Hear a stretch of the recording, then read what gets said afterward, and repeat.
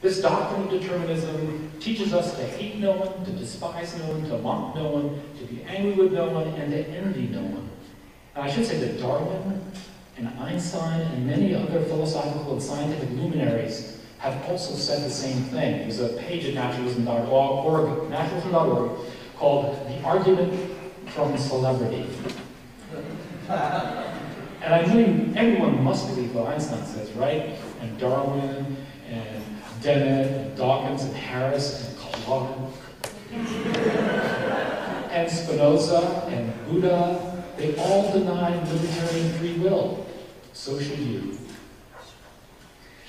As I was saying, this has strong affinities with Buddhism. The Buddha knew this. The insight of dependent arising, dependent origination. There's no substantial self in here. We are all equally caused beings. This is part of getting from empiricism to equality. We're all equally caused. There are no superior selves out there who made themselves, or souls. We're equally connected to nature, no matter who you are. The president to the humblest street sweeper. Okay. What does this do? We become more compassionate in our attitudes and in the way we hold each other responsible.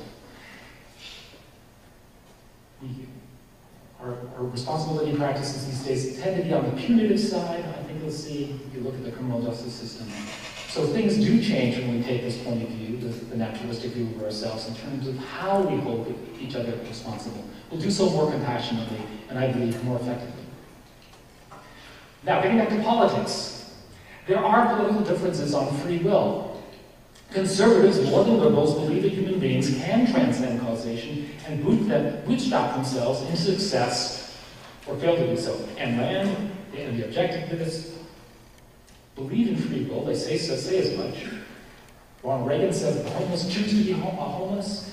Governor George Pataki said the root cause of crime, get this, is criminals. Nice, George. Libertarians are, as the term libertarian free will suggests, are more likely, I think, to believe in a kind of strong contra-causal freedom. I don't have survey evidence to prove it, though. But they are doing research on free will these days, so we might get some of that soon. Conservatives use contra-causal free will to assign ultimate blame and withhold assistance. If you don't succeed, it's all your fault. You could have tried harder, and your circumstances do not explain your choice not to. Don't pass the buck. Don't look at your poverty. Don't look at the meetings you got. That's all excuses, right? Say the conservatives. Tough it out. Well, to some extent, that's good advice. We don't want to be crybabies, but in reality, every part of this does come from our past, our circumstances, genetic and environmental. The conservatives are wrong, and they will use the myth of contra-causal free will to pin the blame on the victim, the homeless, the poverty-stricken. They could have gotten ahead but chose not to, and it's their fault. Don't come crying to government. You could have done it. Why didn't you? See, he did it. So why didn't you? Answer that question. Why didn't you? You'll be led to causation, and that will explain why. Progressives and liberals are much more likely to accept the role of luck in causation. Governor Mario Cuomo, commenting on how he got to be governor of New York from very humble beginnings, said, "It was luck, all luck and nothing else." And he was right. So the egalitarian implications of naturalism come out of this, and that we're all equally caused. But there's another thread here, which doesn't have to do with free will. We're going to shift gears very quickly.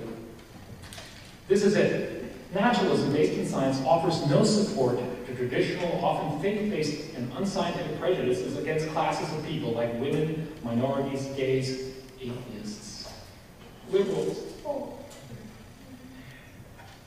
What does religion do? It often singles out classes of people, for instance, non-believers, as second-class citizens. Science doesn't do that. There are no science-based grounds for special rights or privileges for any particular group, for instance, white males. Right? From a naturalistic perspective, human beings are all equally deserving of the same basic human rights. There's no grounds for discrimination to be found in science. So, it is no coincidence that we're liberals here. that scientific naturalists tend to be progressive humanistic liberals in their policies and personal lives. Because if you stick with the evidence, there's no good evidence to support the claim that we should discriminate on the basis of any particular human characteristic. This is a central point about ethics that I think secularists could make something of. I haven't heard it said too often. So, empiricism tends towards equality. Universal human rights is an achievement of a scientific enlightenment. By the way, I'm not saying naturalism and science are the key to ethics or enlightenment or humanity or humanism or any good thing, ethical behavior. There are many routes to being a good, upstanding, fine human being and citizen. So I don't want to claim too much. I'm not saying that naturalism is the only way to get there. By no means. But I am saying that there's no coincidence that if you're science-based, you're going to end up in a progressive direction. And it's the progress in human rights that is attributable to liberals and progressives. The progress that we now take for granted, achieved over the last 200 years, is precisely because of people like us, not the conservatives. It's just a simple historical fact. Conservatives have been on the wrong side of history when it comes to human rights all the way down the line. This leads to progressive social policy. Criminal justice reform.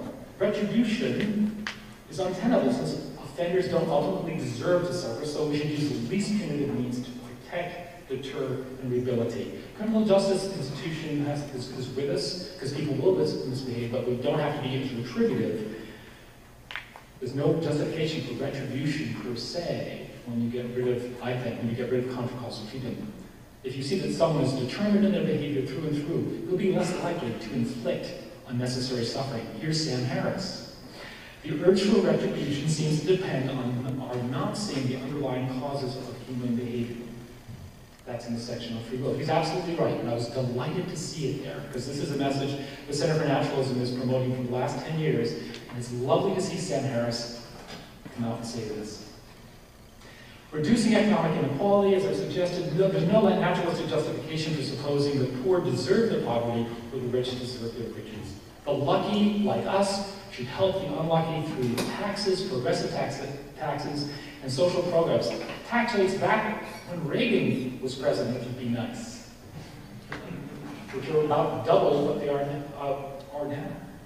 So I'm not suggesting anything too radical. Just go back 30 years. Look at what the highest tax rates were. Addiction, mental illness, and obesity, these are behavioral health problems that if you take a naturalistic, science-based view of ourselves, you cannot feel contempt and disdain with the addict as the way you used to before. You could have been them, but for circumstances. You might become one. May not yet. So, no contempt necessary if you take the causal view. Naturalism and personal liberties. I'm going to reach some time for questions, so I'm going to jump through this. Abortion, there's no, science-based naturalism provides no evidence for ensoulment and conception. I think Daryl talked about this. So there's no overriding right to life of the fetus that trumps the interests of women. That gives liberty to women. The right to die. This applies to all of us. There's no naturalistic justification for limiting the right to choose a good death that I know of. There are many religious justifications, but no naturalistic justification. No, there's no obligation to live and suffer until the bitter end. I want to die a good, deliberate death. Gay rights. There's no naturalistic justification for denying equal rights, including marriage. I'm proud to say 10 years ago I wrote a letter to the Boston Globe advocating for gay marriage, and they printed it 10 years on, just after gay marriage was legalized. It was very satisfying. Effective social policy. Control. This is the control part of naturalism. How can we best solve our problems? Well, we have to accept and understand science and causation. It gives us power and control, right? How does crime arise? What causes addiction, obesity, lack of motivation, social inequality, climate change? What causes what? Especially when it comes to our own behavior. And here's the key. Suppose that something about us transcends causation is disempowering. Why? Because it prevents understanding the actual causes of our behavior. To believe in free will is to disempower yourself. You'll think that you could just do something. You can't just do something. Your behavior arises out of circumstances. That's power to know that. We become more intentional in our social policy.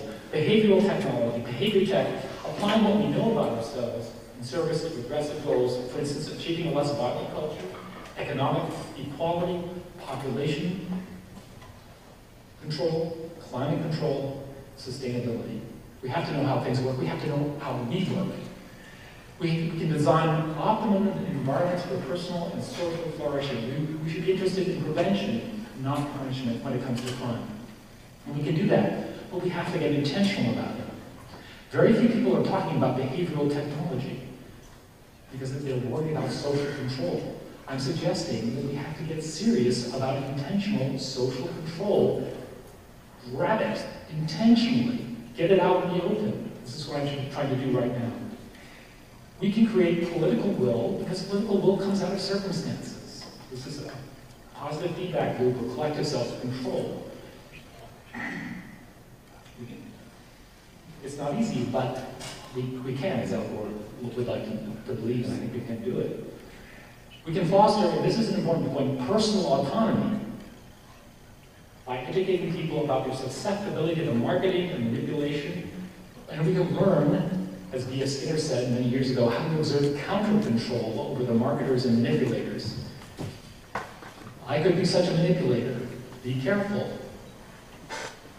Are you being manipulated right now? Am I trying to manipulate you? I'm telling you about manipulation. Am I manipulating you in that sense? If you think so, good, because now you're starting to exert counter-control. I like skepticism. But don't suppose you can evade causation or control by your little nugget of free will in there. It don't exist. Here's some personal and interpersonal applications of naturalism. We're getting down to the end. Self-compassion. Here we are. Me, little poor me. Discarding causal free will alleviates unnecessary and excessive self-blame, guilt, and shame. Talk about shame and guilt in the last talk. Whoa, those poor people. Well, poor us too. We're all burdened with shame and guilt, perhaps more than we should be, if we understand where we come from and accept it. Doesn't mean that we escape responsibilities, I hope I showed, but it does mean that we can let ourselves off the hook, at least to some extent. Not kick ourselves in the butt quite so hard. And self-control. Understanding your behavior permits effective control of your situation to bring about your desired changes. It gives you power. This applies to other people too. Understanding and accepting that your fully cause can improve interpersonal relations, your spouse, your husband, your girlfriend, your boyfriend. Empathy and compassion for others. There, but for circumstances go I. It's the same thing there, but how does it work in religious context? There, but for the grace of God go I. Right. It's the naturalistic equivalent, right? And it should have the same effect. It means you don't demonize and you don't adulate. You don't be like Donald Trump. What a... I'm starting to demonize. Woo. Okay. Continue on this. We can diffuse anger and gain knowledge by answering the rhetorical question, why the hell does he keep doing that fool? That's a rhetorical question. Answer it. Why does he keep doing that fool, that idiot, my husband, who keeps forgetting to take the key to the door, whatever. What have I done recently? Yeah. Okay. Ask and answer the question of why.